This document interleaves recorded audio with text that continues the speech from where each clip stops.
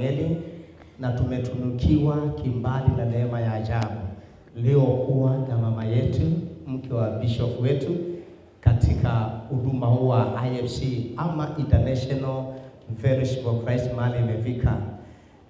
Tuko na kila sababu ya kumshukuru Bwana. Karibuni, na nikuahidi ya kwamba pale nyumbani na popote unapotazama hiki kipindi, leo ni siku yako. Utaenda kubarikiwa, utaenda kuinuliwa na kujengwa katika maisha ya kiroho. Kwa hivyo nakutakia kila la heri unapoenda kusikia neno la Bwana. Wale mnaotazama kwa YouTube, wale mnaotazama kwa WhatsApp, kwa Facebook, kwa Twitter, hizo zote karibuni sana. The message that I want to speak to all of us is about understanding your vision.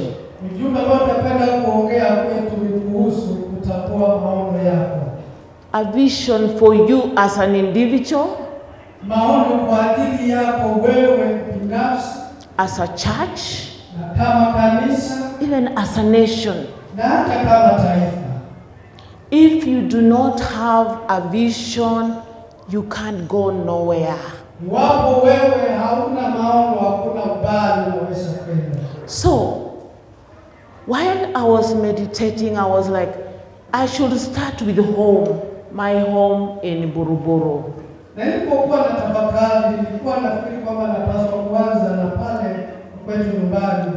There are many things that God is doing in Buruburu, and many more are coming. Always remind ourselves why we exist and what we are trying to accomplish in our lives.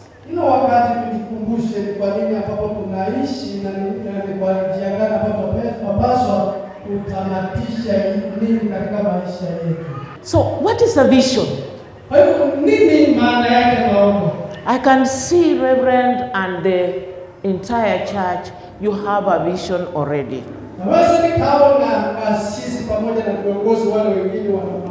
According to my definition today,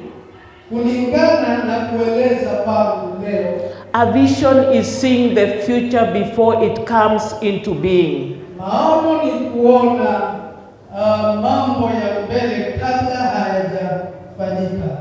We are continuing to define a vision. It is a dream about future different from the current.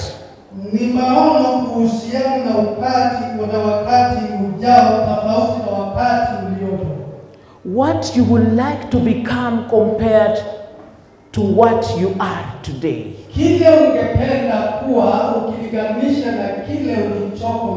Let me very first tell you a story about a little girl.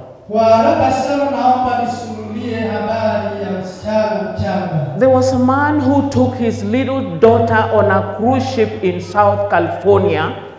The day was very clear, but the daughter was not able to see anything. So the daughter could not see anything because she was too little and short.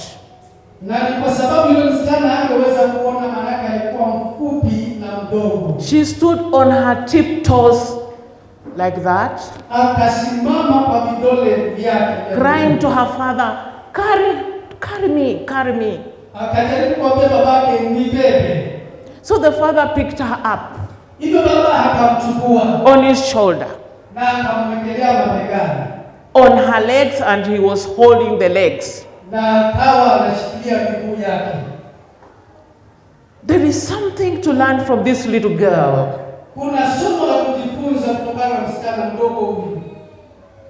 She called her dad. Daddy, I can see farther than my eyes can look.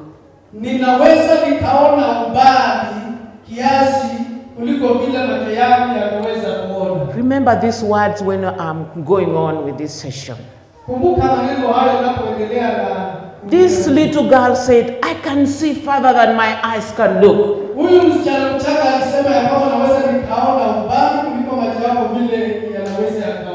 This is the essence of a vision. Only by seeing what is not there can you bring something new.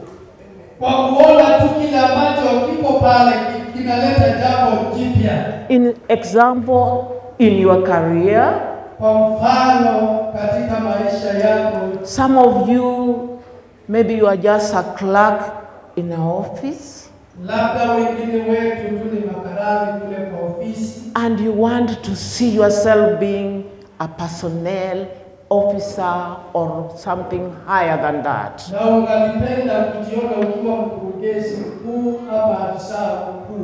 That's what we are talking about. In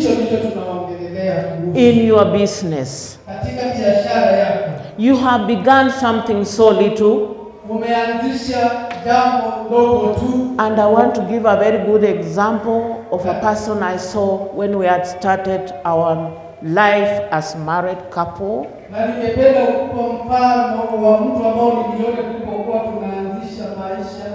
We were in Nairobi West. And then just around there was no makaa, there was no charcoal. So a man comes there with only one sack of charcoal. We want to talk about a vision, because some of you will forget what I'm talking about. So the man started selling to us. She saw the problem we were having. And she brought the charcoal there, and we started buying. Without wasting more than 3-4 months, I saw the man with a kiosk.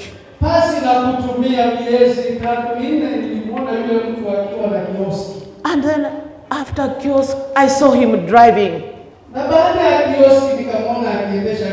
I want to tell you, somebody who is sitting somewhere and thinking that sukuma wiki you are selling is nothing. Start from there, and God knows where you are.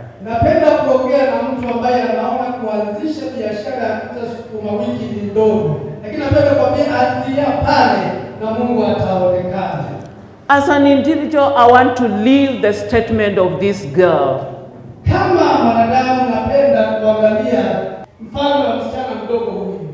The one I said about sailing on the ship. She said, I see farther than my eyes can look.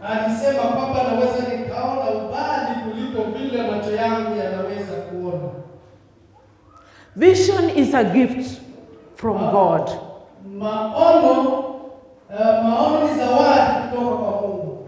Vision helps you to make decisions about your life today and the future. It has to drive your life to be able to accomplish your dreams.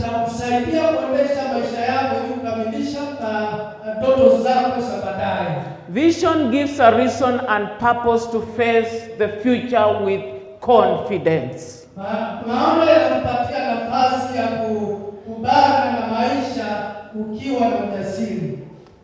The greatest gift God gave man is a gift on making decisions every day.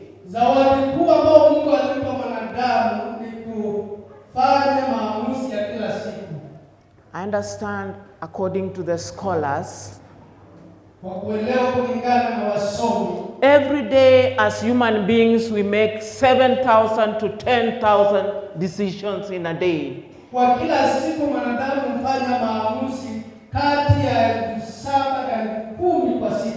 Do you know even waking up in the morning is making a decision? Going to the bathroom is a decision.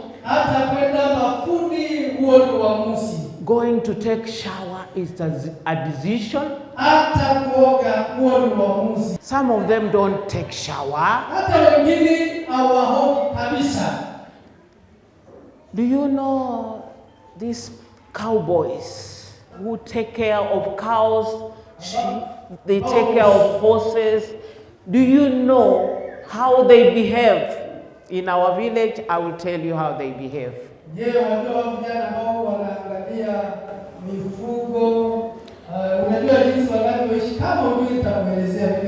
Very early in the morning, they just wash their face, they are gone. That is their decision. In machines, we find manuals to help us. Maybe we read the manuals and then we are able to operate the machines. Katika hali ya mashini kuna manual ambao hutumika ili ukapate kuelewa jinsi ya kuitumia. I'll give an example of a car. Nitapeana mfano wa gari. If you buy a car, you are given a manual on how to even switch it on. Wapo umenunua gari utapewa manual ya kuonyesha jinsi ya kuitumia. A refrigerator, a TV, you are given manuals to read and switch on. Ukinunua friji ama TV unapewa manual ya kukuelekeza jinsi ya kuwakisha. But for us human beings, we decide our decisions. We decide, we make use of our own decisions. Lakini kwa sisi wanadamu tunakuwa na uamuzi wa kufanya maamuzi yetu wenyewe. You are a free agent to do whatever you want. Wewe uko huru kufanya chochote unachopenda. So the toughest thing to do is to select a decision amongst alternatives. Hivyo ni jambo gumu sana ni kuchagua maono uamuzi utakaoendea. Hallelujah. Hallelujah. How do you want to make your decision? Ni kwa njia gani unapaswa kufanya maamuzi? What is your foundation on making your decisions? Msingi wako wa kufanya maamuzi ni gani? I want to refer you to a scripture today. Napenda twende kwa neno la Bwana leo. And this scripture has helped me a lot. Neno hili limenisaidia sana. Since I was a young girl, this scripture helped me. I was born again when I was very little, 17 years. And I was in school, so people were laughing at me. And people intimidated me. And I'm on the altar to say, God kept me holy.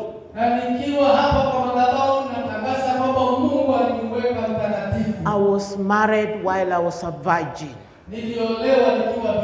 I'm talking to the young people here. Don't play with your bodies like anything. Hallelujah. Hallelujah. 1 Corinthians 6:12.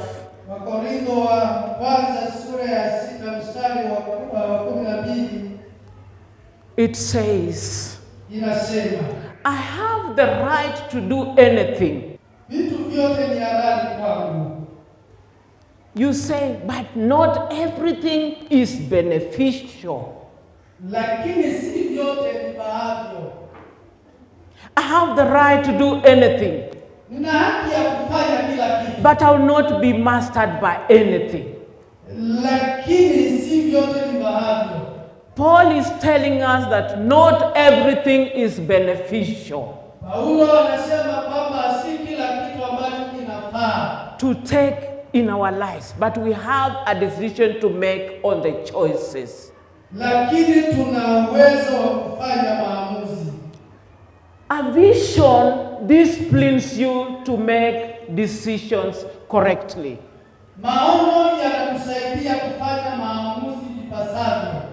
As a student in school,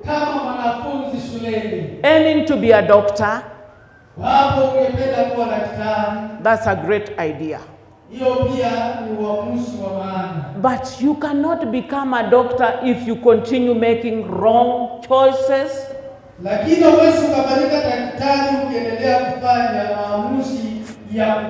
For instance, deciding to enter into marriage at an early age of 16 years.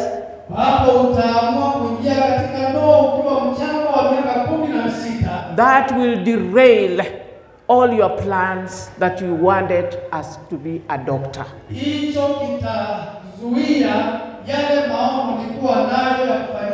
I want to inform you, you are a subtotal of all the decisions you make every day.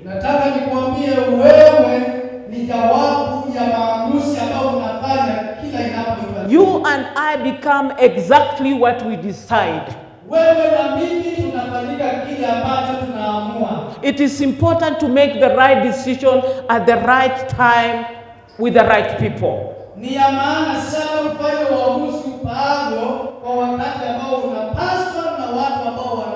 As an alcoholic man is the man who took his first drink at the age of 10 years and is now 60 years. He stays taking alcohol.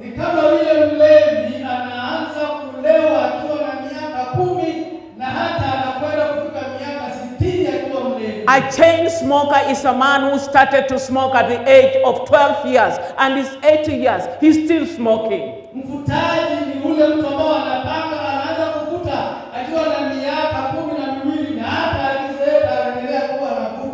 So today we want to reach at a game changer. We want to reach halftime. We want to reach halftime. Thank God that you are here. I want to remind you, when there is a game in the stadium, and the coach sees his team is not going to win,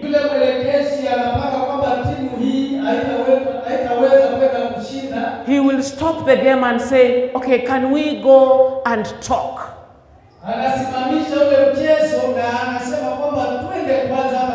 And he'll make adjustments. And when he makes that adjustment, then the game will be won by this team. I want you today to make adjustments in your life.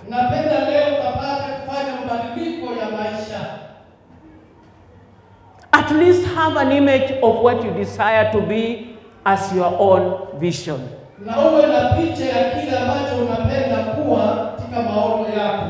Do not to be discouraged or dismayed. Start with any business of your passion and you will succeed. I want to say, just as an example with myself. When I went to United States, I was told all the rules that govern that land. And I knew the objective that I had in my heart. And I decided to follow the regulations. One of the things they do not want foreigners to do is to commit any crime in their country. So I first of all also asked, what are the benefits if I will be able to win this game?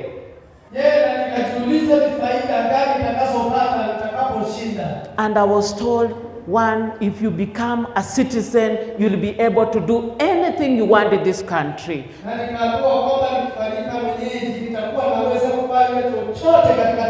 And you are given whatever you want. One of the things I was given is a house. It was not easy to reach there. What I did is to follow the instructions given in the country. And then I said, if I see others driving cars, having houses, why not me?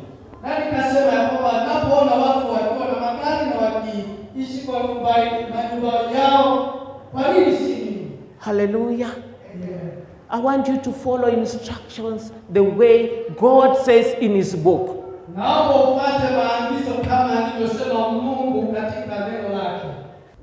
This is a point I want to make here. The quality of your decision is determined by the information you have.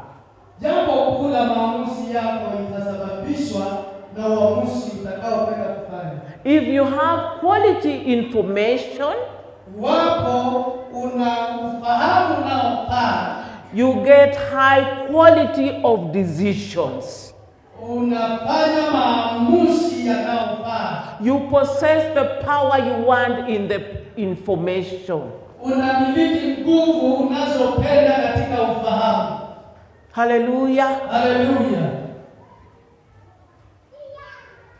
Do not be chained by friends who are failures.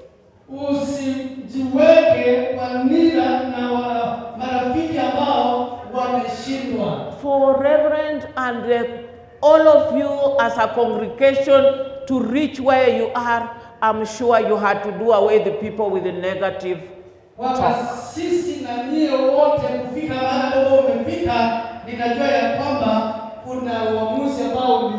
Negative people will never want you to succeed.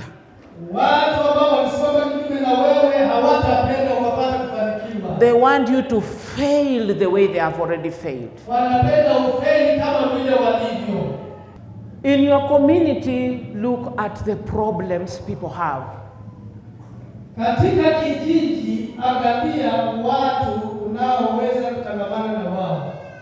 I'm challenging you. Where you live around your community,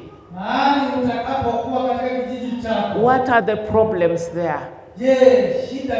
With the problems you see, you can start a business. I read a book and I laughed at myself. 2 students came from America and they traveled in India. And when they went to India, they found people are walking barefoot. They have nowhere to sleep. They are sleeping on top of each other. They are sleeping in the bathroom. They are all over the street. There are so many.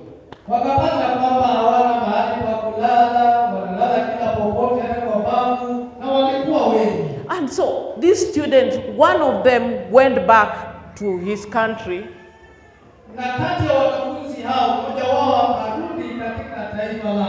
He went to a designer of the shoes.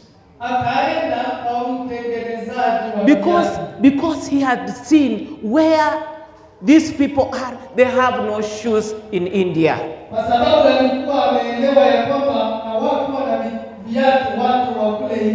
And then he made that design and now imported it there. And let me tell you, this is now a billionaire. So what am I trying to put for you to understand? I started by giving an example of somebody with makaa, charcoal.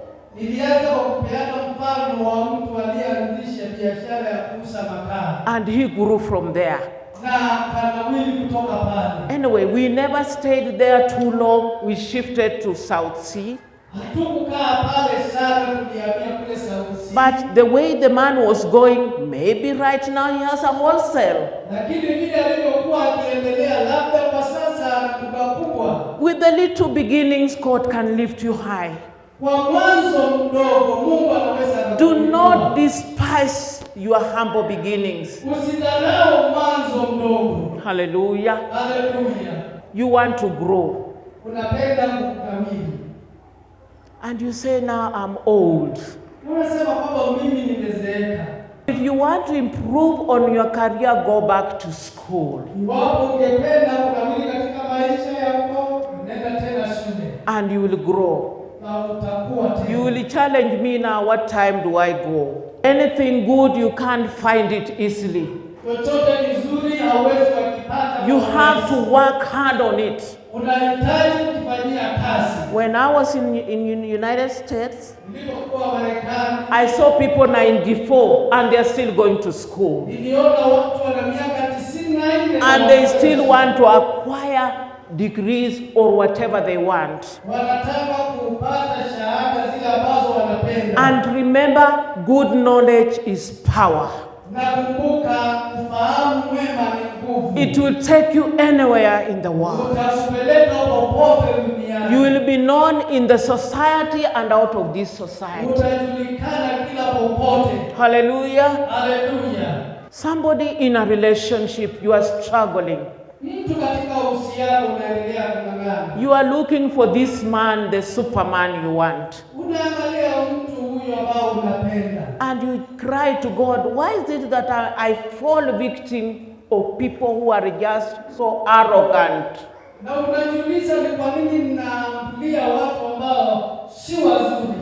Now, I want to give you something today.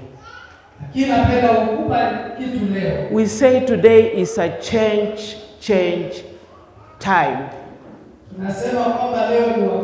We have to get alternative here.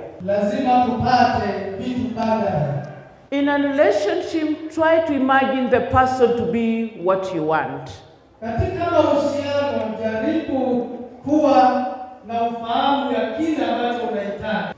Hiyo ndio neno. Tia maanani na ifanyishe kazi, na maisha yako haitakuwa vile tena. Nikimalizia, uko pale nyumbani unasema, Reverend, sijaokoka, ningependa tu ni kuokoka. Is very good. Ningependa ufuate ya maneno nyuma yangu pale nyumbani, na popote unapotazama hiki kipindi, sema, Bwana Yesu, naja mbele zako, mimi ni mwenye dhambi. Natubu dhambi na makosa, nisamehe. Futa jina langu kwenye kitabu kile cha mauti. Andika jina langu kwenye kitabu cha uzima wa milele. Umefuata yale maneno, mtu wa Mungu, pale nyumbani na popote unapotazama runinga yako, tayari umeokoka. Uko pale pia nao ni mgonjwa, uko na matatizo, na unasema, Reverend, kabla hujafunga kipindi, ningehitaji tu niombee. Uwekelea mkono wako kulingana mkono wangu. Tuamini Bwana. Baba mwenye nguvu zote, katika jina la Yesu, ninakushukuru Mungu na ninakuinua Bwana, ni kwa umetenda kwa ajili ya neno lako juu ya maono. Tumepokea hilo neno, tumesandiki na tumeamua kulitenda hilo neno sawa sawa na vile limetujia kwa nguvu nyingi. Upate kuinuliwa na upate kuabudiwa. Mtazamaji pale nyumbani, wako na mahitaji aina mbalimbali, na wakabidhi mikononi mwako, na poomba Mungu wa uzima ukawajalie sawa sawa na mahitaji walio nayo.